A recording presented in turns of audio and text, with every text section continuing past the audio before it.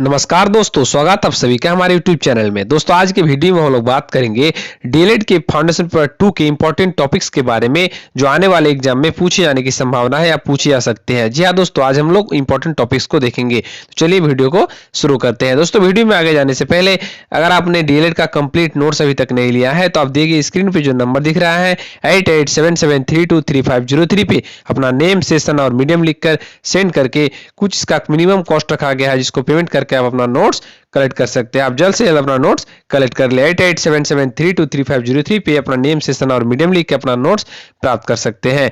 जो दोस्तों ये कुछ बच्चों का रिजल्ट है जिन्होंने प्रीवियस सेशन में हमारे चैनल के माध्यम से तैयारी करके बेहतरीन रिजल्ट किया था। आप भी अपना रिजल्ट बेहतरीन कर सकते हैं। 89%, 86%, 85%, 200 से प्लस बच्चों ने 85% से ज्यादा रिजल्ट किया था। आप भी अपना रिजल्ट बेहतरीन कर सकते हैं। जी हाँ दोस्तों, चलिए अब हम लोग टॉपिक पे वापस आते हैं। दोस्तों आज का जो इंपॉर्टेंट टॉपिक है, मोस्ट इंपॉर्टेंट टॉपिक और फाइनल एग्जाम है अभिरुचि।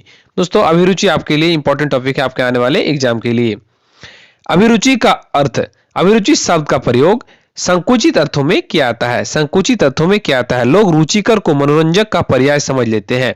यह ठीक है कि जिस वस्तु में हमारी अभिरुचि है वह हमें अच्छी लगती है, किंतु यह आवश्यक नहीं है कि जिस वस्तु में हम अपनी अभिरुचि ले रहे हैं वह हमारे लिए मनोरंजक भी हो। उदाहरण, अपने किसी आत्मीय के बीमार पड़ जाने पर हम उसमें अभिरुचि लेते हैं और उसका हाल जानना चाहते हैं। यह अभिरुचि लेने में मनोरंजन से कोई संबंध नहीं है।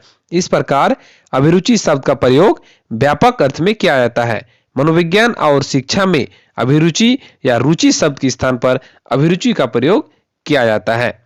दोस्तों अभिरुचि एक आंतरिक प्रेरक शक्ति है। अभिरुचि एक आंतरिक प्रेरक शक्ति है जो हमें ध्यान देने के लिए किसी वस्तु, व्यक्ति या क्रिया के प्रति प्रेरित करती है। अभिरुचि एक मानसिक संरचना है जिसके द्वारा व्यक्ति किसी वस्तु से अपना लगाव या संबंध प्रकट करता है।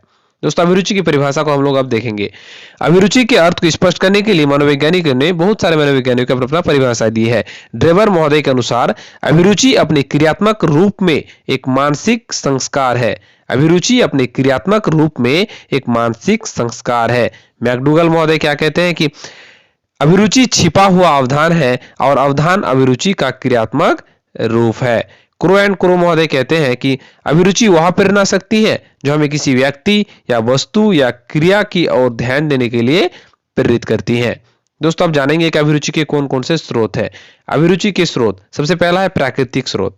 इसके अंतर्गत मूल प्रवृत्तियां, जन्मजात प्रेरणाएं, आवश्यकताएं, इच्छाएं आती है जिनके कारण व्यक्ति जन्म से ही स्वाभाविक रूप से कुछ वस्तुओं में रुचि लेने लगता है। अभिरुचि का प्रभाव व्यक्ति के विकास पर पड़ता है। व्यक्ति के विकास के साथ साथ उसकी रुचियों में भी परिवर्तन हो जाता है। अगला है अर्जित स्रोत। अर्जित स्रोत में अभिरुचि का कारण अर्जित संस्कार भी होते हैं। आंतरिक भावनाओं से जो अभिरुचियां उत्पन्न होती है वे अर्जित अभिरुचियां कहलाती है। अर्जित संस्कार के अंतर्गत आदतें, स्थायी भाव, झुकाव और स्वभाव आते हैं। मानसिक विकास के साथ साथ व्यक्ति की आदतों, स्थायी भावों तथा उसकी आवश्यकता के अनुसार उसकी अभिरुचियों का निर्माण होता है। उदाहरण के लिए, जिस व्यक्ति के हृदय में स्वदेश प्रेम का स्थायी भाव है वह उन बातों में अधिक रुचि लेता है जिन पर उसके द्वेष का कल्याण निर्भर है। खेलकूद में झुकाव होने के कारण हम खेल में अभिरुचि लेते हैं। दोस्तों अभिरुचि के प्रकार को देखेंगे अब। अभिरुचि के प्रकार, अभिरुचि के स्रोत के आधार पर अभिरुचियां दो प्रकार की होती हैं। पहले है जन्मजात अभिरुचि, दूसरा है अर्जित अभिरुचि।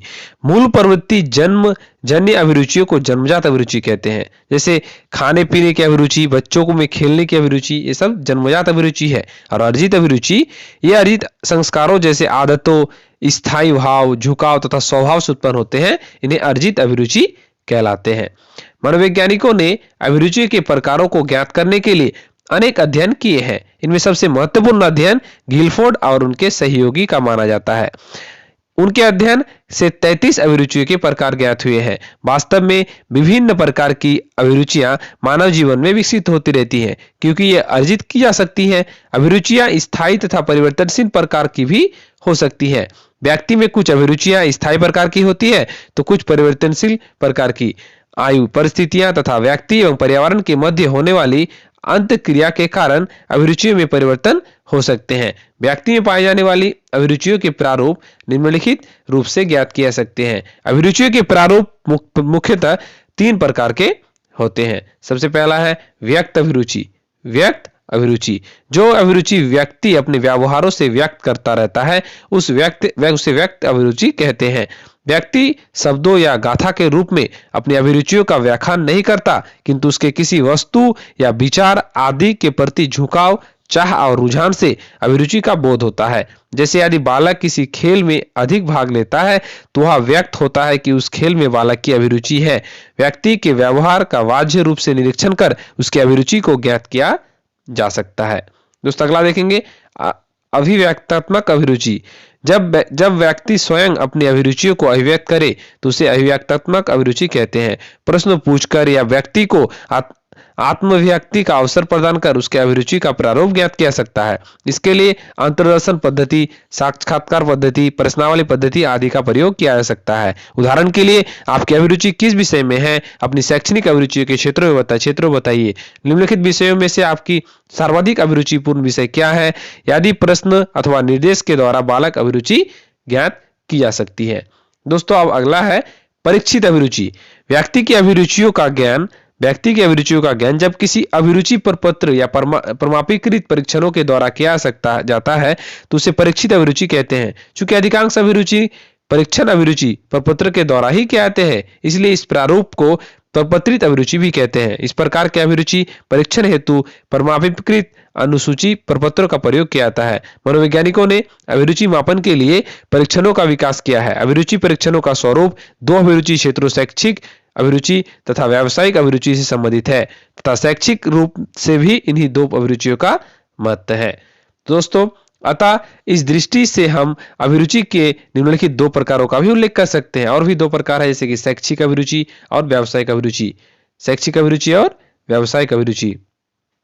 दोस्तों शैक्षिक अभिरुचि में देखेंगे कि शैक्षिक निष्पत्ति में श्रेष्ठता, प्रवीणता तथा सफलता हेतु उस विषय में बालक की शैक्षिक अभिरुचि का पर्याप्त मात्रा में होना आवश्यक है। जैसा कि ज्ञात है कि किसी विशेष शैक्षिक स्तर पर बालक को विशेष क्षेत्र का चयन करना होता है। किसी विशेष के प्रति जो अभिरुचि बालक में निहित होती है उसे शैक्षिक अभिरुचि कहते हैं।